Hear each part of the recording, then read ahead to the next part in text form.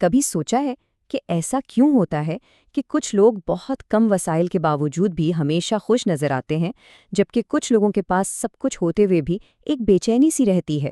اچھا، اس سوال کا جواب دو بہت ہی طاقتور کہانیوں میں چھپا ہے، اور یہ کہانیاں بتاتی ہیں کہ ہماری اندرونی سوچ، ہماری ذہنیت، ہماری حقیقت کو کیسے بناتی۔ ہم سب، آپ اور میں، خوشی کی تلاش میں لگے رہتے ہیں، لیکن سوال یہ ہے کہ کیا ہم صحیح جگہ دیکھ رہے ہیں؟ کیا اصل خوشی ان نعمتوں میں ہے جو ہمارے پاس پہلے سے ہے، یا پھر اس ایک چیز کی جستجو میں جو ابھی تک ملی نہیں؟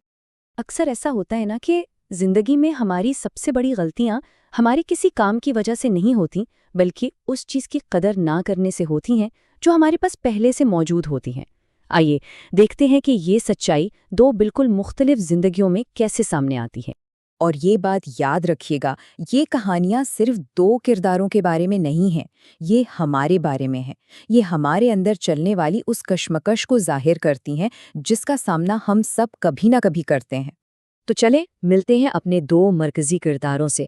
دونوں کی شروعات آپ دیکھیں گے کہ تقریباً ایک جیسی ہی ہوتی ہے، لیکن ان کی سوچ کا فرق انہیں بالکل الگ الگ راستوں پر لے جائے گا۔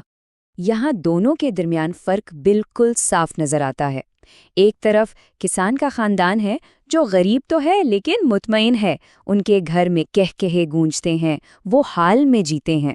اور دوسری طرف ہے کبیر، ایک نوجوان لڑکا، وہ بھی غریب ہے لیکن اس کی آنکھوں میں مستقبل کے بڑے بڑے خواب ہیں۔ اور پھر ایک دن سب کچھ بدل جاتا ہے۔ دو ایسے واقعات ہوتے ہیں جو ان کی زندگیوں کا رخ ہمیشہ کے لیے موڑ دیتے ہیں۔ ایک صبح کسان اپنے کھیت میں کام کر رہا ہوتا ہے کہ اسے سونے کے سکوں سے بھری ایک تھیلی ملتی ہے۔ اس کی تو آنکھیں خوشی سے چمک اٹھتی ہیں۔ وہ بھاگ کر اپنی بیوی اور بیٹے کو بلاتا ہے۔ جب وہ سب مل کر گنتے ہیں تو کل 99 سکے نکلتے ہیں۔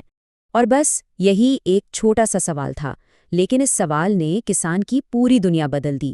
اس کا ذہن شکر گزاری سے محرومی کی طرف چلا گیا۔ اس کی توجہ ان 99 سکوں پر نہیں رہی جو اسے ملے تھے، بلکہ اس ایک سکے پر مرکوز ہو گئی جو اس کے پاس نہیں تھا۔ جب کسان اپنی اس نئی دولت کی وجہ سے پریشان تھا، اسی دوران کہیں اور ایک دوسری کہانی جنم لے رہی تھی۔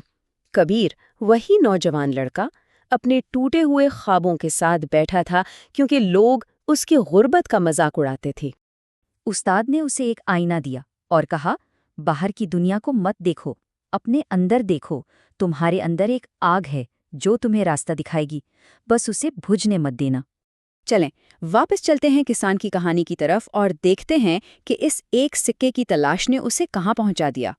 سوچنے والی بات ہے نا، کہ کیسے ایک سوچ نے سب کچھ بدل دیا۔ جو گھر کبھی خوشیوں اور کہکہوں سے بھرا تھا، اب وہاں صرف تناؤ اور جھگڑے تھے۔ کسان نے وہ 100واں سکہ حاصل کرنے کی دھن میں اپنی اصل دولت یعنی سکون اور خوشی سب کھو دیا تھا۔ بادشاہ کا وزیر اس حالت کو 99 کلب کا نام دیتا ہے۔ کیا ہم میں سے بھی بہت سے لوگ انجانے میں اس کلب کا حصہ نہیں بن جاتے؟ ہمیشہ اس ایک چیز کے پیچھے بھاگتے رہتے ہیں جو ہمارے پاس نہیں، اور اس کی قدر نہیں کرتے جو ہمارے پاس ہے۔ اب دوسری طرف دیکھتے ہیں کہ کبیر نے اپنی اس اندر کی آگ کو کیسے جلایا۔ اس نے صرف خواب نہیں دیکھے بلکہ ان کو حقیقت بنانے کے لیے عمل کیا۔ کبیر کا راستہ بالکل بھی آسان نہیں تھا۔ اس نے دن رات ایک کر دیا، اپنی نیند قربان کی اور ہر مشکل کا سامنا کیا، لیکن اس کی اندرونی آگ نے اسے کبھی ہارنے نہیں دیا۔ اس نے اپنی صلاحیت پر یقین کو اپنی محنت اور لگن سے سینچا۔ کبیر کی کہانی ہمیں سکھاتی ہے کہ اگر یقین اور محنت ساتھ ہوں تو چھوٹے قدم بھی بڑی منزل تک پہنچا سکتے ہیں۔ اس نے بالکل صفر سے شروع کیا اور اپنی دنیا خود بنائی۔ تو ان دو بالکل مختلف راستوں کو دیکھنے کے بعد ہم کس نتیجے پہ پہنچتے ہیں؟ کیا ہماری تقدیر ہمارے حالات لکھتے ہیں یا ہماری اپنی سوچ؟ یہاں ہم دو بالکل مختلف نتائج دیکھتے ہیں۔ ایک طرف کسان کی دولت اس کے لیے زہر بن گئی اور دوسری طرف کبیر کا یقین سونا بن گیا۔ ایک نے سب کچھ ہوتے ہوئے بھی سب کچھ کھو دیا اور دوسرے نے کچھ نہ ہوتے ہوئے بھی سب کچھ پا لیا۔ تو یاد رکھیں، زندگی کا اصل کھیل بینک بیلنس کا نہیں بلکہ ذہنیت کا ہے۔ آپ کے پاس کیا ہے یہ اتنا اہم نہیں، آپ اس کے بارے میں کیا سوچتے ہیں یہ سب سے اہم ہے۔ اور آخر میں استاد کی یہ الفاظ ہمیں یاد دلاتے ہیں کہ ہماری اصل دولت ہمارے اندر ہی ہے۔ خوابوں کو جیب میں موجود پیسوں سے نہیں بلکہ دل میں موجود ویژن سے ماپا جاتا ہے۔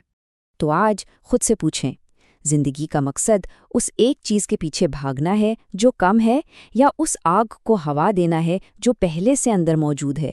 انتخاب ہر ایک کا اپنا ہے۔